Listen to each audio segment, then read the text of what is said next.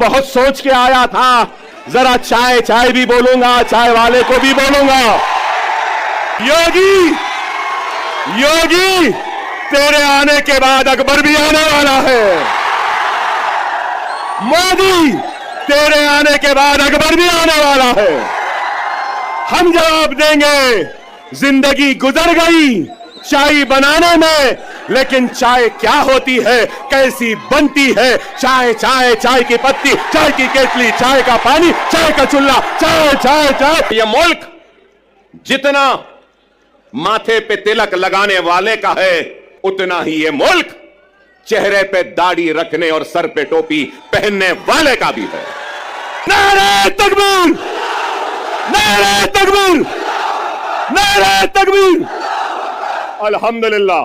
یقین مانو ہم شیر ہیں. 10 سال کا انتظار ختم ہونے والا ہے. پیٹی باندھ لو, موسم بگڑنے والا ہے. اعوذ باللہ من الشیطان الرجیم, بسم اللہ الرحمن الرحیم. دیکھ کر میرے جنون کو ناز فرماتے ہوئے, دیکھ کر میرے جنون کو ناز فرماتے ہوئے, موت شرماتی ہے میرے سامنے آتے ہوئے. پھر اٹھوں گا ابر کی مانند, بل کھاتا ہوا, گھومتا پھرتا, گرجتا گونجتا گاتا ہوا, ولولوں سے برق کی مانند لہراتا ہوا, موت کے سائے میں رہ کر موت پر چھایا ہوا, موت کے سائے میں رہ کر موت پر چھایا ہوا. کام ہے میرا تغیر, نام ہے میرا شباب, میرا نعرہ اتحاد اتحاد اتحاد. یہ جوش ملیح آبادی کے غزل کے اشعار ہیں, اور جوش صاحب سے معافی مانگتا ہوں کہ اس میں نے کچھ ترمیم کی ہے. اور ترمیم کہاں کی ہے کہ کام ہے میرا تغیر, نام ہے میرا شباب, میرا نعرہ انقلاب انقلاب انقلاب. تو میں نے اس کو میرا نعرہ اتحاد اتحاد اتحاد کہا ہے.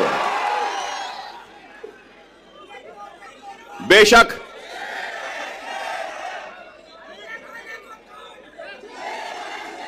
معاف کرنا, مجھے یہ نعرہ پسند نہیں. میں شیر نہیں ہوں, میں محمد مصطفیٰ صلی اللہ علیہ وسلم کا غلاموں کے غلاموں کے غلاموں کے غلاموں کے غلاموں کے جوتیوں کا دھول ہوں. میں شیر نہ ہوں, نہ مجھے شیر بننا ہے. 10 سال پہلے بھی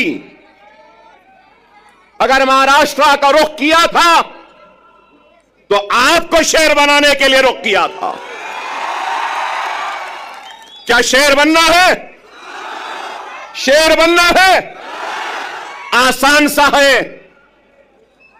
نماز کے پابند بن جاؤ, قرآن کو ترجمے سے پڑھو, سنت رسول اللہ کو اپنے زندگی کا حصہ بنا لو, یتیموں کے سر پر ہاتھ رکھو, بیواؤں کی مدد کرو, ظلم کے خلاف آواز بلند کرو, اور دنیا تمہیں شیر کہہ کے پکارے گی. آسان. 10 سال پہلے بھی اگر آپ کے درمیان میں آیا تھا تو اتحاد کے پیغام کو لے کر آیا تھا. اس اتحاد کے ذریعے ناانصافیوں کو انصاف میں بدلنا چاہتا تھا, حق تلفی کو حق میں تبدیل کرنا چاہتا تھا, ناانصافی کو انصاف میں بدلنا چاہتا تھا. اور ہمارے وجود کے ذریعے ہم کو ختم کرنے والوں کو یہ پیغام دینا چاہتا تھا کہ یہ ملک जितना माथे पे तिलक लगाने वाले का है, सर पे पगड़ी बांधने वाले का है, उतना ही ये मुल्क चेहरे पे दाढ़ी रखने और सर पे टोपी पहनने वाले का भी है। यही पैगाम था और यही कोशिश थी जिसको लेकर हम आगे बढ़े थे 2014 में। और उस 2014 में महाराष्ट्र के 18,000 किलोमीटर का फासला मैंने अपनी गाड़ी में तय किया था, अपनी जान को हथेली में रखकर।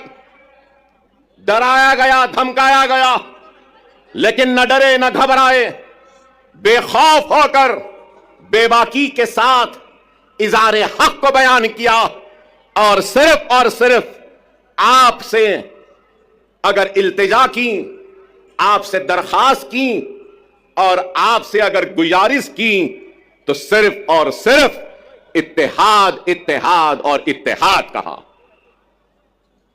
मैं ये भी याद दिलाऊं कि अकबरुद्दीन ओवैसी 10 साल पहले भी अगर आया था तो इत्तेहाद के लिए आवाज को उठाई थी, दरखास्त की थी।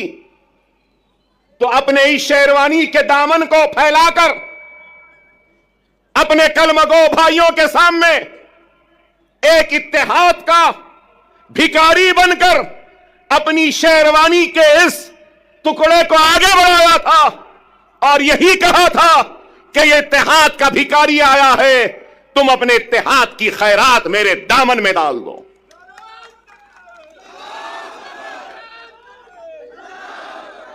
अल्लाह उसके रसूल की कसम, अकबरुद्दीन ओवैसी को अल्लाह ने इज्जत दी, शोहरत दी, नाम दिया, सब कुछ दिया।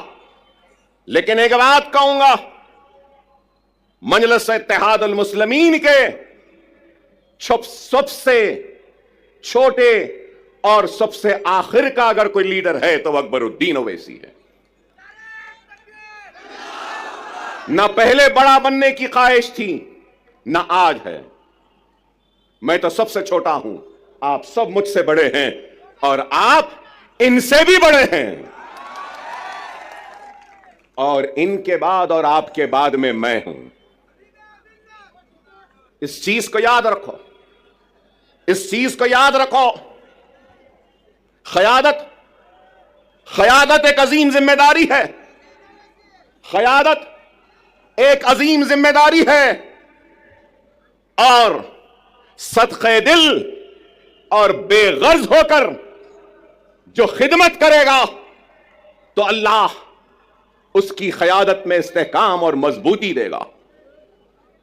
क्योंकि मुझे मेरे वालिद और सालारी मिल्लत ने मुझसे कहा, क़यादत आसान नहीं, अगर क़यादत करना है तो बेगर्ज बन जाओ। तो जब गर्ज वाले की तकलीफ का एहसास होगा, जब तुम्हारी क़यादत में गर्ज आ जाएगा तो फिर वह क़यादत मजबूत नहीं हो सकती। खुदारा इस बात को समझो, मिल्लत की फलाह व बहबूद, मिल्लत की तरक्की, मिल्लत की खुशहाली के लिए